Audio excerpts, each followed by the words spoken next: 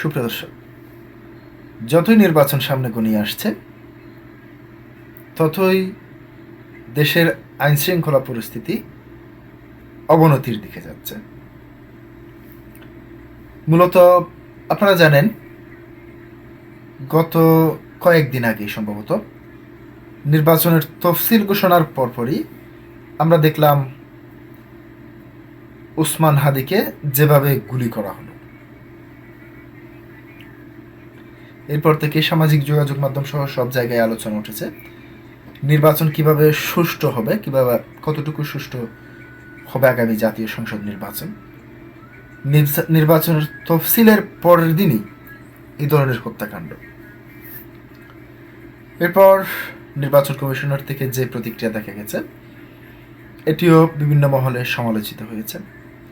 এরপর বিভিন্ন জায়গায় বিভিন্নভাবে আমরা দেখতে পেয়েছি যারা নির্বাচনের সম্ভাব্য প্রার্থী রয়েছেন তাদের সবাইকে নিরাপত্তা দেওয়ার জন্য সরকারের পক্ষ থেকে একটি করে গানম্যান রেডি করা হয়েছে। যারা সম্ভাব্য প্রার্থী রয়েছেন প্রত্যেককেই নির্বাচনের পরেও কিছুদিন পর্যন্ত তাদেরকে এই সিকিউরিটি কিংবা নিরাপত্তা ব্যবস্থা দেওয়া হবে। এরই মধ্যে রাজধানীর কাউরান বাজারের এলাকায় দুর্বৃত্তদের গুলিতে নিহত হয়েছেন ঢাকা মহানগর উত্তরের স্বেচ্ছাসেবক দলের সাধারণ সম্পাদক আজিজুর রহমান মুসাব্বির। তাকে হারিয়ে এখন তার পরিবার নিঃস্ব হয়ে পড়েছে, স্ত্রীসহ 3 সন্তান। দুর্ঘটনায় সুষ্ঠু তদন্ত দাবি করেছে তার পরিবার। বৃহস্পতিবার 8 জানুয়ারি সকালে তেজগাঁও থানায় 4 থেকে 5 জনকে অজ্ঞাত আসামি করে একটি হত্যা মামলা করেছে নিহত মুসাব্বিরের স্ত্রী সুরাইয়া বেগম। গণমাধ্যমকে তিনি বলেন, সন্ধ্যায় তিনি মুসাব্বির আমাকে বলেন, তুমি একটা কফি বানিয়ে দাও, আমি নামাজ পড়ে বের হব। ওইটাই শেষ কথা ছিল। তিনি যখন বাইরে যান প্রয়োজনীয় কথা ছাড়া বাসায় ফোন দেন না। হত্যার বিচার দাবি করে সুরাইয়া বলেন, সিসিটিভি ফুটেজে রয়েছে, এসব দেখে আইনশৃঙ্খলা বাহিনী জরুরি পদক্ষেপ নেবে। সুরাইয়া বলেন, এই ধরনের ঘটনা ঘটেই চলেছে, আগেও ঘটেছে, এখনো ঘটছে, ভবিষ্যতেও হয়তো হবে। এসব ঘটনার সুষ্ঠু তদন্ত না হলে আমার মতো অনেক পরিবার নিঃস্ব হয়ে যাবে।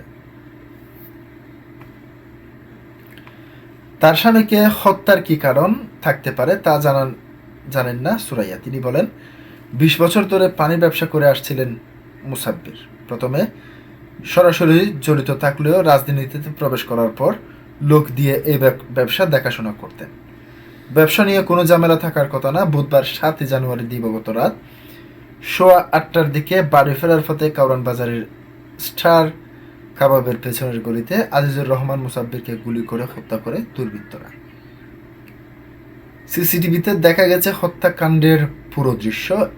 এতে দেখা যায় স্টার কাবাবের পেছনে গলিতে বস্তা নিয়ে বসেছিল দুই দুর্বৃত্ত এবং স্বেচ্ছাসেবক দল নেতা মুসাব্বিরকে দেখা মাত্রই বস্তা থেকে পিস্তল বের করে পেছন থেকে গুলি করে তারা এতে মাটিতে লুটিয়ে পড়েন। তিনি আবার উঠে দৌড়ে পালানোর চেষ্টা করেন মুসাব্বির। এই সময় মুসাব্বিরের ফোন পড়ে যায়, শুটাররা সেই ফোন নিয়ে পালিয়ে যায়। এছাড়াও মুসাব্বিরের সঙ্গে থাকা আবু সুফিয়ান মাসুদ নামে আরও একজন ব্যক্তি গুলিবিদ্ধ হন। তিনি ঢাকা মেডিকেল কলেজ হাসপাতালে চিকিৎসাধীন অবস্থায় রয়েছেন।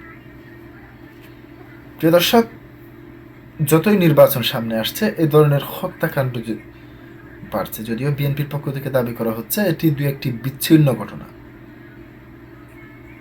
মূলত কি তারা শাক দিয়ে মাছ ঢাকার চেষ্টা করছেন? আজকে পর্যন্তই। আসসালামু আলাইকুম ওয়া রাহমাতুল্লাহ।